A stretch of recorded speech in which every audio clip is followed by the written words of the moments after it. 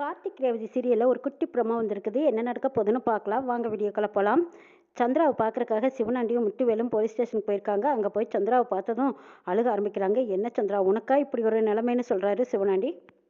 சந்திரா சரவெடி வெடிக்கிற மாதிரி பொறிஞ்சு தள்ளுறாங்க. எங்கள் அக்காக்காரி எப்படிங்க நம்பலாம்? அதுவும் டிரைவர் பையன் சொன்னதை கேட்டுட்டு எங்கள் அக்காக்காரி என்னை இந்த அளவுக்கு கொண்டு வந்து நிறுத்தியிருக்கானா, நான் அவளை சும்மாவே விட மாட்டேங்க. கூட பிறந்த தங்கச்சியை விட நேற்று வந்து அவன் சொன்னதை நம்பிட்டல்ல. என்னை வீட்டை விட்டே வெளியே துரத்துனவளுக்கு இனிமே தான் இந்த தங்கச்சி யார், அதுவும் சந்திரகலா யாருங்கிறத சுயரூபத்தை காட்ட போறேங்கிறாங்க சந்திரா. சிவனாண்டி அவருக்கு தெரிஞ்ச வக்கீலை கூட்டிகிட்டு வந்து ஜாமீனில் எடுக்கிறாங்க. சந்திரா, இனிமே நீ அந்த வீட்டுக்கு போக வேண்டாம், நான் இருக்கேன், நீ நம்ம வீட்டுக்கு போகலாங்கிறாங்க. இல்லை, இனிமே தான் நான் அந்த வீட்டில் தான் இருக்கணுங்கிறாங்க சந்திரா.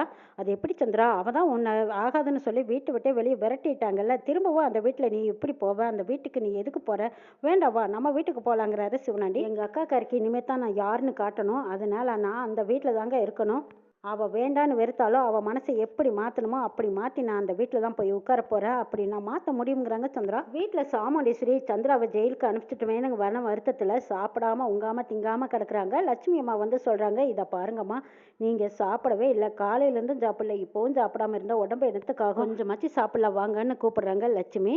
அப்போ சாமுண்டீஸ்வரி வேண்டவே வேண்டான்னு சொல்லிட்டு இருக்கும்போது ரேவதி, ரோஹிணி இவங்க எல்லாரும் வந்து, அம்மா நீங்கள் சாப்பிடாம இருக்கக்கூடாது, வாங்கம்மா கொஞ்சமாச்சு சாப்பிடலாம், அவங்க செஞ்ச தப்புக்கு அவங்க தண்டனை அனுபவிக்கிறாங்க, அதுக்காக நீங்கள் ஏமா பட்னி கிடைக்கணும், எங்களுக்காக வேண்டி நீங்கள் சாப்பிட்டு தான் ஆகணும்னு சொல்லி எப்படியோ வலுக்கட்டாயமாக வற்புறுத்தி சாமுண்டீஸ்வரி அம்மாவை சாப்பிட வைக்கிறாங்க. சந்தோஷமா அதை இதையும் பேசி எப்படியோ சாமுண்டீஸ்வரிக்கு ஊட்டி விட்டுட்டு இருக்கும்போது அக்கான்னு ஒரு குரல் கேட்குது. என்னது, சந்திரா மாதிரி குரல் கேட்குதல்ல, சந்திராவோட குரல் தான் அப்படின்னு சொல்லிட்டு சாமுண்டீஸ்வரி வெளியே ஓடி வந்து பார்க்குறாங்க. எல்லாரும் வெளியில் போய் பார்க்கும்போது ராஜராஜனும், நீ திரும்பவும் இந்த வீட்டுக்கு எதுக்கு வந்திருக்க, இன்னும் யார் கூடிய கெடுக்க வந்திருக்க, என்னெல்லாம் வேலைத்தனம் பண்ணிட்டு திரும்பவும் வெக்கமே இல்லாமல் இங்கே வந்து வாசலில் நிற்கிறியேன்னு கேட்குறாங்க. இதை பாருங்க, நான் உங்ககிட்ட எல்லாம் யாரையும் பார்க்குறக்கும் வரல, பேசுறக்கும் வரல, எங்கள் அக்காவை பார்க்கறக்காக நான் வந்திருக்கேங்கிறாங்க. சாமுண்டீஸ்வரி எதுவுமே பேசாமல் அமைதியாக நிற்கிறத பார்த்த சந்திரா, அங்கே பாருக்கா, நீ என்கிட்ட பேசலைன்னா நான் உயிரோடவே இருக்க மாட்டேக்கா, தெரிஞ்சோ தெரியாமலோ உனக்கு எதிராக தப்பு பண்ணிட்டேன், எனக்கு பெத்த அம்மாவோட முகம் கூட எப்படி இருக்குன்னு தெரியாதுக்கா, சின்ன வயசுலேருந்தே உன்னைத்தான் அம்மா ஸ்தானத்தில் வச்சு பார்க்குறேன், அம்மா மாதிரி நீயே என்ன எனக்கு அம்மாவாக இருந்த, உன் பொண்ணு தப்பு பண்ணனா நீ மன்னிக்க மாட்டியா, அந்த மாதிரி தானே என்னையும் பொண்ணாக தானே வளர்த்துனேன், நான் தெரிஞ்சோ தெரியாமலோ செஞ்ச தப்பை மன்னிச்சு என்னை ஏற்றுக்கக்கான்னு கொஞ்சம் கெஞ்சுறாங்க. போது நிறுத்திடி, நான் அப்படி தான் வளர்த்துனேன், ஆனால் நீ என்ன நன்றி காட்டின, உன்னை வளர்த்துனதுக்கு என்னை முதுகில் குத்திட்டு இல்லைங்கிறாங்க. இதை பார்க்கா, நான் அப்படி நினச்சி செய்யலை, ஏதோ புத்தி கிட்ட செஞ்சுட்டேன்னு சந்திரா சமாளிச்சிட்டு இருக்காங்க. சிவனாண்டி கூட நீ வாழணும்னு ஆசைப்பட்டிருந்தா போய் வாழ்ந்துருக்கலாமே, நீயா வேண்டான்னு வந்ததுனால தானே நானும் வேண்டான்னு விட்டுடுச்சிட்டேன், இப்போ திரும்பவும் போய் அவங்ககிட்ட பேசி உறவாடிட்டு இருக்கிறதால நல்லாவா இருக்கு, எனக்கு எதிராக நீ சதி பண்ணுறியோன்னு எனக்கு சந்தேகமாக இருக்குது, இந்த சந்தேகத்தினால தான் நான் உன்னை வீட்டை விட்டு வெளியே வரட்டினேங்கிறாங்க சாமுண்டீஸ்வரி. நான் செஞ்ச தப்புக்கு நானே அதுக்கு பரிகாரம் தேடிக்கிறேங்க்கா அப்படின்னு சொல்லிட்டு கையில் வச்சிருந்த மருந்து எடுத்து சந்திரா எல்லாரும் முன்னாடியும் குடிக்கிறாங்க.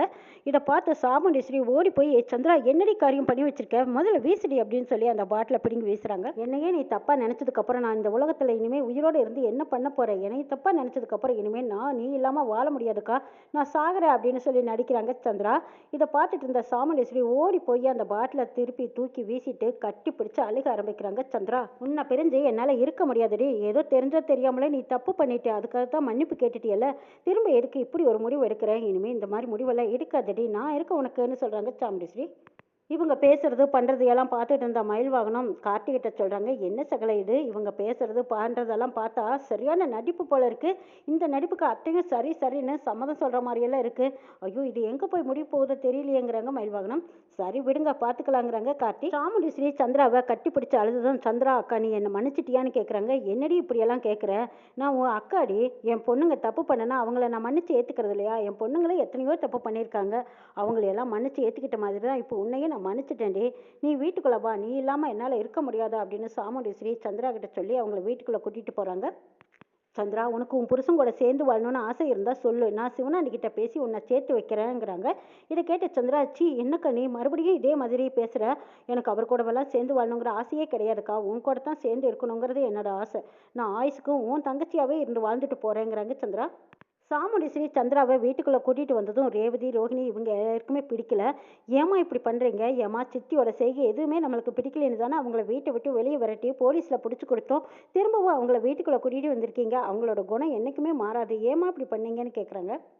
ரேவதி, வாயை முடிக்கிட்டு கொஞ்சம் அமைதியாக இரு, நீ எல்லாம் எவ்வளவோ தப்பு பண்ணியிருக்கேன், நானும் அது சரி சரின்னு ஏற்றுக்கோலியா, அதே மாதிரி தான் என் தங்கச்சி செஞ்ச தப்பு அவ்வளோ ஒன்றும் பெரிய விஷயம் கிடையாது, எனக்கு அந்த டிரைவர் பையில சுத்தமாக பார்த்தாவே பிடிக்கல, ஆரம்பத்தில் ஏதோ அவனை கல்யாணம் பண்ணிக்கோ நல்லா இருக்கும் வாழ்க்கைன்னு நினச்சேன். ஆனால் இப்போ அவன் பிடிக்கல, அவனை விரட்டி விடுன்னு சொன்னா நீ கேட்டியா?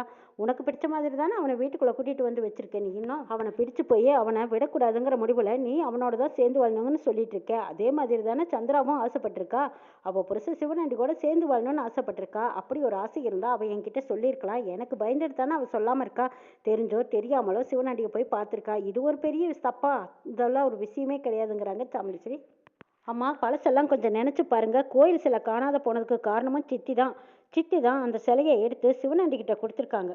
இப்போ கூட உங்களை கொண்டு போய் பஞ்சாயத்தில் நிறுத்தியிருக்காங்க. அதுக்கு காரணம் என்ன? நகையை பூரா காணாத போச்சு அப்படின்னு சொல்லி உங்கள் பேரில் தேவையில்லாமல் புகார் கொடுத்தாங்க. திருட்டு பட்டம் கட்டுனாங்க. அந்த திருட்டு பட்டம், திருட்டு பழி, இதுக்கெல்லாம் யார் காரணம்? சித்தி தானே. புதையல் நகையை எடுத்து வச்சு கொண்டு போய் அந்த சண்முக பாண்டிகிட்ட கொடுத்து வச்சுட்டு திரும்பவும் உங்கள் பேரில் தப்பு சொல்லி பஞ்சாயத்தில் நிறுத்தி திருடிங்கிற பட்டம் கொடுக்கலையா? அதுக்கப்புறம் எப்படியோ என் புருஷன் தானே சவால் விட்டு அந்த நகையை காப்பாற்றி கொண்டு வந்து சேர்த்தாரு. இவ்வளோ பெரிய தில்லாலங்கடி வேலையை பார்த்துட்டு திரும்பவும் இந்த சித்தியை மன்னிச்சு ஏற்றுக்கிட்டேன்னு சொன்னால் இது என்னம்மா அர்த்தம்னு கேட்குறாங்க. சாமுண்டீஸ்வரி இதெல்லாம் ஏற்றுக்கிற மாதிரியும் தெரியல, நம்புற மாதிரியும் தெரியல. இதை பார்த்துட்டு மயில்வாகனம் சொல்கிறாங்க, இதை பாரு ரேவதி, சின்னத்தை என்ன தப்பு செஞ்சாலும் இதை பெரியத்தை ஏற்றுக்கிற மாதிரி தெரியல. இவங்களை பற்றி ஏதோ நமக்கு தெரிஞ்ச வரைக்கும் சொல்லியாச்சு. அதுக்கப்புறம் அவங்களோட விருப்பம் உண்மை என்னங்கிறது தெரிஞ்சுக்கிட்டாங்கல்ல. இனிமேல் அவங்க தப்பு செய்ய சான்ஸ் கிடையாதுங்கிறாங்க மயில்வாகனம். ரோஹிணி வந்து சாமுண்டீஸ்வரியிட்ட சொல்கிறாங்க, இதை பாருமா, சித்தி சிவனாண்டி கூட சேர்ந்து வாழணும்னு ஆசைப்பட்றாங்க. அவங்க புருஷன் கூட சேர்ந்து வர்றதுல என்ன தப்பு இருக்குது? போய் சேர்ந்து வாழட்டும். நம்ம வீட்டை விட்டு வெளியே போனால் போதும். நம்ம குடும்பத்தில் எந்த ஒரு பிரச்சனையும் பண்ணாத இருக்க வரைக்கும் நமக்கு நல்லது தானே. அவங்களும் அவங்க புருஷன் கூட சேர்ந்து வாழறது நம்ம குடும்பத்துக்கும் பெருமையும் மதிப்பும் இருக்குல்லம்மா. அவங்க அங்கேயே போய் சேர்ந்து வாழட்டுமேங்கிறாங்க. ரேவதி, சுவாதி, ரோஹிணி எல்லாருமே சொல்லிட்டு இருக்கும்போது அப்போ சாமுண்டீஸ்வரி சொல்கிறாங்க, இங்கே பாரு, உங்களோட விருப்பத்தையெல்லாம் சொல்லிட்டீங்க. ஆனால் என்னோட விருப்பத்தையும் எல்லாரும் நல்லா கேட்டுக்கோங்க. சந்திரா திரும்பவும் இதே வீட்டில் தான் இருப்பா. அவளாக போகணும்னு இஷ்டப்பட்ட மட்டும்தான் போவா. அது வரைக்கும் அவள் இங்கே தான் இருக்கணும்னு சொல்லிடுறாங்க. ஒரு வேளை சந்திரா இங்கே இருக்கிற விஷயம் உங்களுக்கு யாருக்கும் பிடிக்கலைன்னா பிடிக்காதவங்க அந்த வீட்டை விட்டு வெளியே போயிடலாம். நான் எதுவும் சொல்ல மாட்டேன். இவ்வளவு தூரம் சித்தியை பற்றி சொல்லி திரும்பவும் அம்மா கொண்டு வந்து இவங்களை நடு வீட்டில் உட்கார வைக்கிறாங்களே. சாமுண்டீஸ்வரிக்கே பாசம் கண்ணை மறைச்சிருச்சு. அதனால தான் சந்திராவை எவ்வளவு தப்பு பண்ணாலும் திரும்ப அவள் திருத்தி வீட்டுக்கு கூட்டிகிட்டு வந்துட்டாங்க. ஆனாலும் ஒரு நாள் இல்லாட்டி ஒரு நாள் புரிஞ்சுக்குவா, இவள் திருந்திக்குவா அப்படிங்கிற நம்பிக்கையோடு சாமுண்டீஸ்வரி பேசிகிட்டு இருக்காங்க. அங்கே இருக்கிற யாருக்குமே இது பிடிக்கவே இல்லை. இவங்க எந்த காலத்துலையும் திருந்த மாட்டாங்க. அம்மா ஏன் தான் இப்படி ஒரு முட்டாள்தனமான முடிவு எடுக்கிறாங்கன்னே தெரியலையே அப்படின்னு ரேவதி, ரோஹிணி பேசிக்கிறாங்க. ராஜராஜன் வந்து சாமுண்டீஸ்வரி கிட்ட அட்வைஸ் பண்ணுறாங்க, இதை பார் சாமுண்டீஸ்வரி, நீ செய்கிறது எதுவுமே சரியில்லை. வேண்டான்னு வெளியே விரட்டினவளை திரும்பவும் வீட்டுக்குள்ளே கொண்டு வந்து சேர்த்திருக்க. ஆனால் இவ ஒரு பாம்புக்கு என்னதான் பால் ஊற்றி வளர்த்துனாலும் அதனோட குணத்திலிருந்து அது மாறாது. சமயம் சந்தர்ப்பம் பார்த்து பழிவாங்கத்தான் துடிக்கும். அதே மாதிரி தான் இந்த சந்திரா ஒரு விஷமுள்ள பாம்பு. அவளை பற்றி உனக்கு நல்லா தெரியாது. அவள் இந்த வீட்டிலேயே இருந்திருந்தானா அவளை பற்றி நான் உண்மை உனக்கு தெரிய வாய்ப்பு இருக்கும். ஆனாலும் நான் சொல்கிறேன், இவ வேண்டவேங்கிறாங்க நம்ம ராஜராஜன். இதையெல்லாம் கேட்காத சாமுண்டீஸ்வரி, போதும் நிறுத்துங்க. என் தங்கச்சியை பற்றி எனக்கு தெரியும். அவள் இந்த வீட்டில் தான் இருக்கணுங்கிறாங்க. சாமுண்டீஸ்வரி எல்லாரும் சொல்கிறத பொறுமையாக கேட்டுட்டு இருந்தேன். இதை பாருங்க, எல்லாத்துக்கும் ஒன்று சொல்லிக்கிறேன், நல்லா கேட்டுக்கோங்க.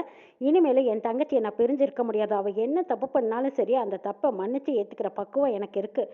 என் தங்கச்சியை விட்டு மட்டும் என்னாலையும் பிரிய முடியாதுங்கிறாங்க. இவ இங்கே தான் இருப்பா. யாரும் இவளை வெளியே விரட்ட முடியாது. அப்படி போகணும்னு நினச்சிங்க, நீங்கள் யாராவது போய்க்கோங்க, அதை பற்றி எனக்கு கவலை இல்லைன்னு சொல்லிட்டு இருக்கும்போது அப்போ மயில் வாகனம் திரும்பவும் கொல்லிக்கட்டை எடுத்து தான் தலையிலேயே சொரிஞ்சுக்கிட்ட மாதிரி இருக்கா அத்தையோட கதை. வேறு வழியே இல்லை. ஆட்டுக்குட்டிக்கு நிறைய காவல் வச்ச மாதிரி வேலிக்கு ஓனாங்காவலுங்கிற மாதிரி இப்போ இந்த வீட்டுக்கு நம்ம சந்திரா காவலாக வந்து நிற்கிறாங்க. சந்திரா என்னென்ன தில்லுமுள்ளு வேலைத்தனமெல்லாம் பண்ணுவாங்கன்னு தெரிஞ்சிருந்து இவங்களை கொண்டு வந்து நடுவில் உட்கார வச்சது பெரிய தப்பு. சரி, என்னமோ பண்ணுங்க, இதுக்கு மேலே நம்ம சொன்னால் பெரிய பிரச்சனை ஆகிடும். ஏன்டா சொல்லணும்னு நினச்சிட்டு போகிறாங்க மயில்வாகனம். கார்த்தியும் மயில்வாகனம் எல்லாரும் சந்தோஷமாக ஒத்துமையாக இருக்காங்க. ஆனால் சந்திரா மட்டும் புது திட்டம் போட்டிருக்காங்க. அதனால் பாதிக்கப்படுறாங்க சாமுண்டீஸ்வரி.